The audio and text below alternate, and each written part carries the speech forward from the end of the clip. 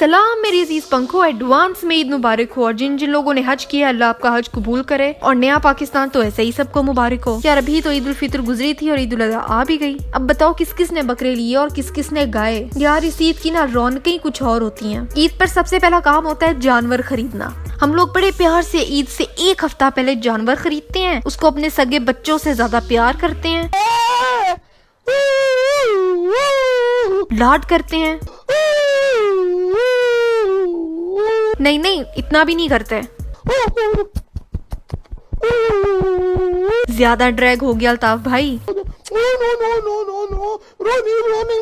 अच्छा बस। लेकिन उससे पहले सस्ता सुंदर टिकाऊ जानवर मिलना भी बहुत औखा काम है। शहर की हर जानवर मंडी में ख्वार हो, कोई जानवर तुम्हें पसंद नहीं आता और किसी जानवर को तुम पसंद नहीं आते। फिर अगर जानवर मुनासिब लगे तो उसकी कीमत अपनी औकात से बहुत बाहर होती है। फिर 3-4 दिन की मेहनत के बाद एक मुनासिब कीमत का जानवर तुम्हें मिल जाता है। फिर उसको घर लाया जाता है, उसके नखरे उठाए जाते हैं और ये टाइम होता है जब लोग अपने जानवरों का शो ऑफ करते हैं। भाई 2 लाख का जानवर लाए हैं हम इस बार। यार मेरा बकरा ना इम्पोर्टेड है, सीधा ऑस्ट्रेलिया से मंगवाया है मैंने। यार मेरा बकरा ना सिर्फ स्टीम्ड सब्जियां खाता है। यार सारे छोड़ो, मेरा जानवर इमरजेंसी में 1122 को कॉल भी कर लेता है और अपने वेले टाइम पे हैरी पॉटर की बुक्स भी पढ़ता है। फिर सारे शोधे अफराद अपने शोधे जानवरों को लेके शोधियां मारने निकल जाते हैं। ये सारे शशके पूरे होने के बाद आती है बारी कसाई की। असल कसाई तो इन दिनों इतने नायाब हो जाते हैं जैसी देसी घरों में प्राइवेसी नायाब नहीं हो जाती, मिलती ही नहीं है। और फिर हर जॉबलेस आदमी कसाई बन जाता है, जिनको जानवर ज़िबा तक करना नहीं आता। जानवर गिराने का प्रोसेस लगता है जैसे WWE चल रहा हो। तमाम मौसमी कसाईयों से दरख्वास्त है कि कुर्बानी का जानवर बेशक जानवर है लेकिन है तो जानदार ही ना। तो जो काम आपको नहीं आता उसको करके जानवरों को तकलीफ और अजियत ना पहुंचाए और खुदा का खौफ करें। शुक्रिया। फिर खैर से जानवर ज़िबा हो जाता है और अब आती है भारी गोश्त की हिस्से करने की। यार ये काम इतना ही मुश्किल है जितना जायदाद के हिस्से करना होता है। अब देखो ना,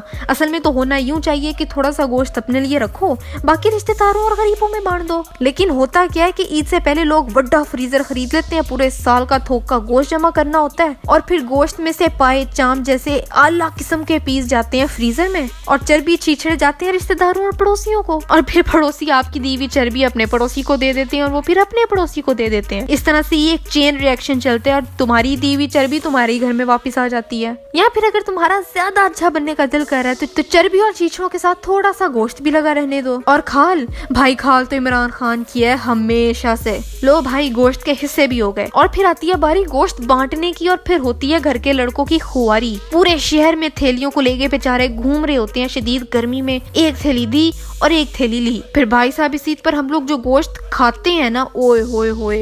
सुबह ऑमलेट में गोश्त, दोपहर बिरयानी, रात को कोरमा, डिजर्ट में कीमे का ट्राइफल, स्नैक्स में चांपे, मिडनाइट क्रेविंग्स में चपली कबाब। और यही रूटीन पूरा हफ्ता चलती है। और फिर माशाल्लाह से कोलेस्ट्रॉल और यूरिक एसिड आसमान फाड़ के निकल जाता है। इतना ज्यादा बढ़ जाता है, पेट निकल आते हैं और डिकार भी निकलते ही रहते हैं। यार अजीब गंदा सा माहौल हो जाता है। मत खाना इस बार इतना अन्नेवा गोश्त। अपना ही पेट है, अपना ही गोश्त है, फिर हाथ होला रखना, खुदा दा वास्ता तुहानू। लेकिन कुछ फिर मेरी तरह के लोग भी होते हैं जिन्हें गोश्त पसंद ही नहीं होता और घर वाले उन्हें जबरदस्ती खिलाने की कोशिश कर रहे होते हैं कि देखो बड़े मजे का गोश्त है, जरा भी स्मेल नहीं है। पर ना, गोश्त का टेस्ट ही अजीब लगता है। लेकिन कोफ्ते, कबाब, हलीम और most welcome any time any day. फिर यार हम उन मजलूम लड़कों को कैसे भूल सकते हैं जिनकी छोटी ईद माँ बाप की नजर हो जाती है। और इस ईद पर भी जो प्लान्स बनते हैं ना दोस्तों के साथ, वो भी कैंसिल करने पड़ते हैं क्योंकि गेस व्हाट, 3-4 फैमिलीज इकट्ठी होके बारबेक्यू के लिए जाएंगी तो उनको ड्राइव करके कौन लेके जाएगा? ऑब्वियसली तुम, और कौन। ग्रिल, कोयला, सीखे गोश्त सब कुछ उठा के गाड़ी में रखो, ड्राइव करके पार्क में पहुंचो, सामान बाहर निकालो, ग्रिल लगाओ, कोयले सुलगाओ,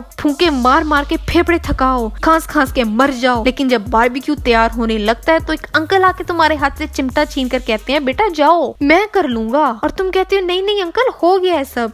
अरे नहीं बेटा, मैं बड़ा अच्छा बारबेक्यू बनाता हूँ, तुम्हारे बस की बात नहीं है, तुम जाओ यहाँ से। और फिर तुम्हारा जो मीटर आउट होता है लेकिन तुम कुछ कर नहीं सकते और सारे का सारा क्रेडिट ये मोटा अंकल ले जाता है कि वाह भाई क्या बारबेक्यू बनाया रशीद साहब ने। खैर ये दिन भी गुजर जाता है। लेकिन यार इस बार अपने साथ ना उन सफेदपोश लोगों का भी ख्याल रखना जो शो नहीं करते कि वो जरूरतमंद है। जो लोग मांग लेते हैं उनकी तो मदद करो ही, लेकिन आस पड़ोस में भी ख्याल रखो कि ये ना हो कि तुम तो पेट भर के खा के सो जाओ लेकिन तुम्हारे पड़ोसी अपने बच्चों को भूखा सुला रहे हो। पड़ोसियों का एक दूसरे पे बड़ा हक होता है। तो अगर अल्लाह ने तुम्हें तुम्हारी जरूरत से ज्यादा नवाजा है तो उस एक्स्ट्रा पैसे पे गरीबों का हक है, तो उनका हक दो। किसी को खाना खिला दो, किसी का राशन दिलवा दो, किसी को कपड़े ले दो। इतने में ही अगला बंदा खुश हो जाता है। यार जब अल्लाह तुम्हारे तुम्हारे रिस्क में इजाफा करता है ना, तो अपनी घर की दीवारों को लंबा करने की बजाय अपने दस्तरख्वान लंबे करो। मुझे उम्मीद है कि इस बार ये ईद अच्छी गुजरेगी और हम लोग पढ़े लिखे और सुलझी हुई कौम होने का सबूत देंगे और जानवरों की बाकियात और उनकी गलाजत सड़क पर नहीं फेंकेंगे। अपनी गलियों को, अपनी सड़कों को हम लोग साफ रखेंगे। अब इमरान खान आके तो तुम्हारे बकरों का गंद साफ नहीं करेगा ना, वो तो हमें खुद करना है, वो तो हमें खुद ख्याल रखना है। तो चलो इस बार सफाई का खास ख्याल रखना। और अगर तुमने मेरा दूसरा चैनल गोल रोटी को अभी तक सब्सक्राइब नहीं किया तो जाओ उसको सब्सक्राइब करो। बहुत मजे के खाने मिलेंगे तुम्हें वहाँ।